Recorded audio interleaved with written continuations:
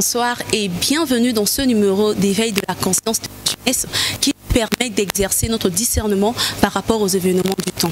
Alors avant d'annoncer le sujet du jour, je vous demanderai de vous abonner sur nos prochains numéros.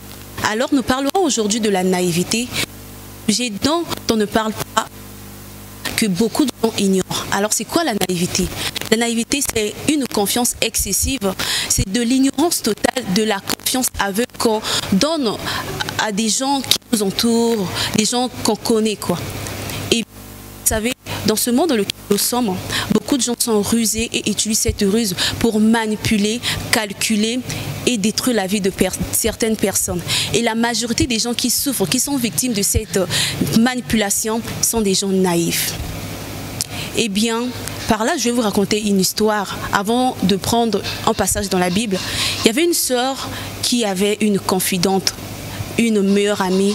La sœur avait l'habitude de tout raconter à son amie, qui est là un des signes de la naïveté. Vous savez, une personne naïve, des personnes naïves, si je peux le dire, sont des gens trop confiants.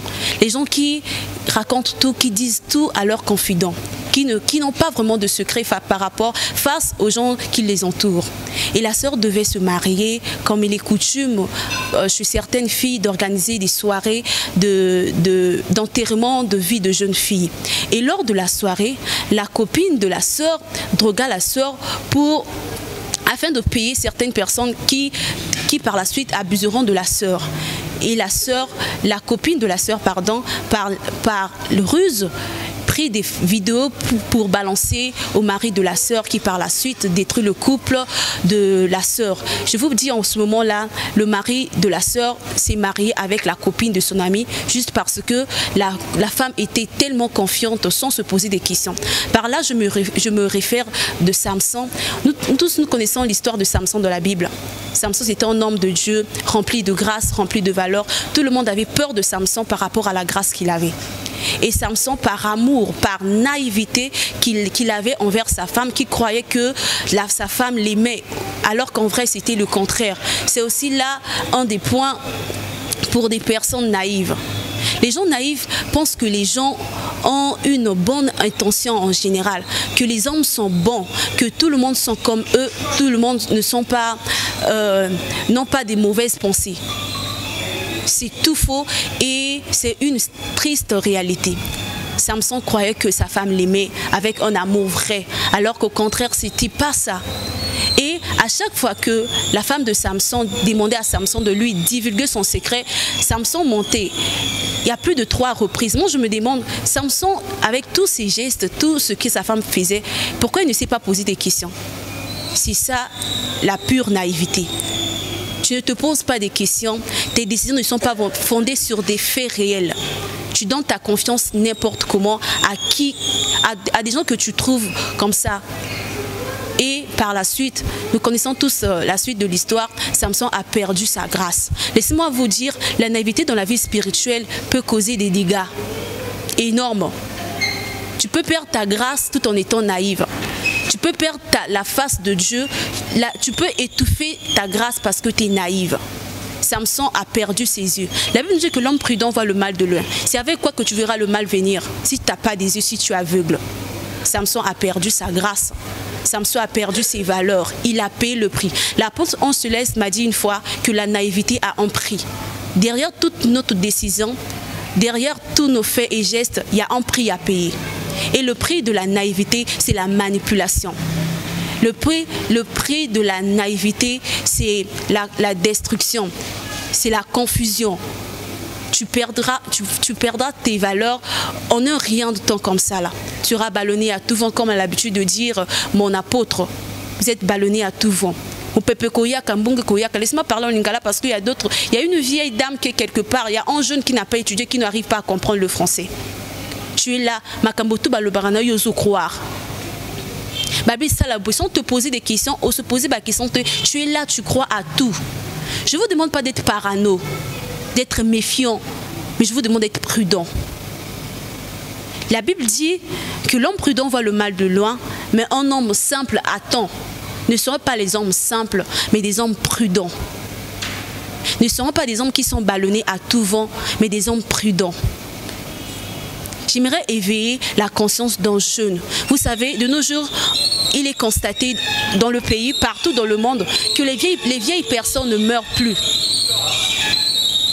Le taux élevé des décès, c'est beaucoup plus des jeunes filles, des jeunes hommes qui meurent.